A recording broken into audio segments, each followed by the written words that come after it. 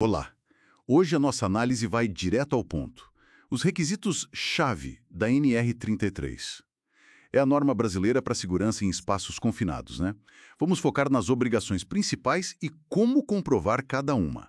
Quase como uma lista de verificação mesmo. Exato. O objetivo da NR33 é bem claro: proteger quem trabalha nesses locais, direta ou indiretamente. E só para alinhar, um espaço confinado, ele tem que ter três coisas juntas, né?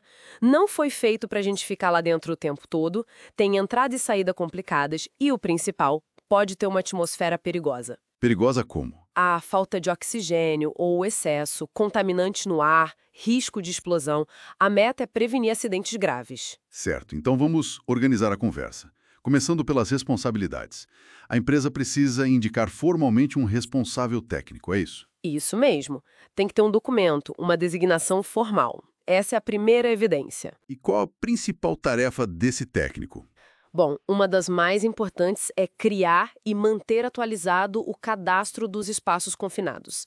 E não é só listar, viu? Precisa ter identificação, volume, como se entra e sai, os riscos de cada um. Até um croquis ajuda muito. A evidência. O próprio cadastro, bem detalhado e sempre revisado. Falando em papelada, a permissão de entrada e trabalho, a famosa PET, parece ser o centro de tudo, né?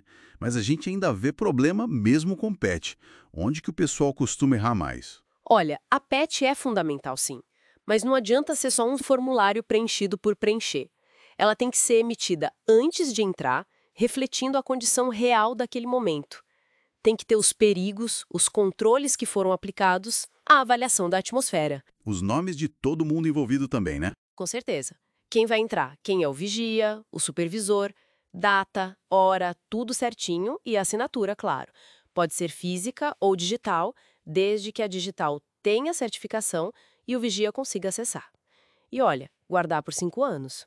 Isso é importante para auditoria, para investigar se algo der errado. Faz sentido. É um histórico, né? Exato. O erro comum é isso, tratar como burocracia, sem analisar de verdade os riscos ali na hora. Entendi.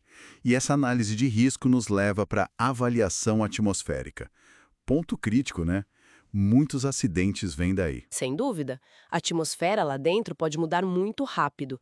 Por isso, a avaliação antes de entrar mede oxigênio, que tem que estar entre 19,5% e Por 23%. que essa faixa tão específica? Abaixo de 19,5%, a pessoa já começa a ter problema de coordenação, julgamento, é perigoso. Acima de 23%, o risco de incêndio aumenta muito. Coisas que normalmente não pegam fogo podem se tornar inflamáveis. Nossa. Em médio também inflamáveis, que tem que estar bem baixinhos, menos de 10% do limite inferior de explosividade. E gases tóxicos, claro. Mas o ponto-chave, o monitoramento tem que ser contínuo. Não adianta só medir antes. O trabalho lá dentro pode liberar gases, consumir oxigênio. E como se comprova isso? Os registros das medições. Isso, os relatórios de medição e o certificado de calibração do aparelho, que, aliás, precisa ser intrinsecamente seguro. O que significa isso? Que ele é feito para não soltar faísca, nem esquentar a ponto de causar uma ignição. E tem que ser calibrado por laboratório acreditado pelo Inmetro. Ah, e fazer um teste rápido, o bump test, todo dia antes de usar. Muita coisa para garantir que a medição está certa. Além da PET e da atmosfera, o que mais entra nessa nossa lista? Vários pontos importantes. Ventilação, por exemplo. Tem que garantir a troca de ar. Mas atenção, nunca ventilar com oxigênio puro, pelo risco de incêndio que falamos. Certo. Outro é o controle de energias perigosas, o famoso LOTO, bloqueio e etiquetagem. A ideia é simples, garantir que nenhuma máquina ligue sem querer com alguém lá dentro. Cada trabalhador que entra bloqueia com seu cadeado e sua etiqueta, bem identificado. E o treinamento do pessoal? Fundamental. Tem o inicial e o periódico, anual. Carga horária definida na norma. Supervisor faz 40 horas no início, depois 8 por ano. Vigia e trabalhador autorizado, 16 horas no início e 8 por ano. E a evidência são os certificados. Certificados, listas de presença, o conteúdo que foi dado no treinamento, tudo isso comprova. E se algo der errado? Emergência. Importantíssimo ter um plano de resgate.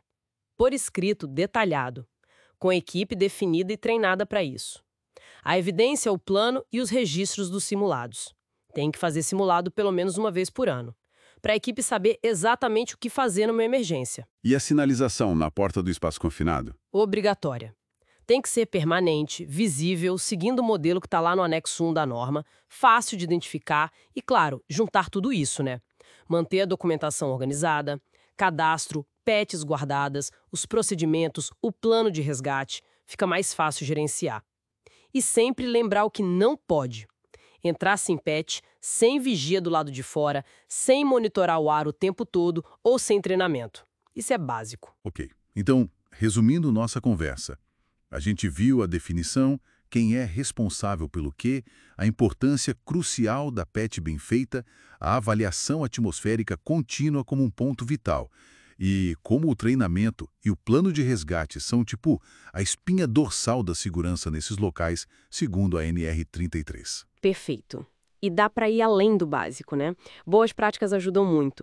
Fazer o teste de resposta nos detectores todo dia, usar rádios de comunicação que também sejam intrinsecamente seguros, ter regras claras para descartar o lixo que se gera lá dentro. Os simulados mais frequentes também, imagino. Exato. Quanto mais treino, melhor. Digitalizar documentos para acesso rápido e já tem gente usando até drone para uma primeira olhada ou sensores que monitoram remotamente. Tecnologia ajudando, então. Fica claro que seguir a NR33 não é só papel, é um sistema para evitar acidentes que podem ser, bem, catastróficos. Exatamente. E aí fica a reflexão, né? Como as empresas podem fazer mais do que só cumprir a norma. Como criar uma cultura de segurança que seja realmente proativa para esses espaços. Talvez usando essas novas tecnologias, como o monitoramento remoto que a gente falou, para antecipar um problema antes mesmo que ele aconteça e pensar à frente.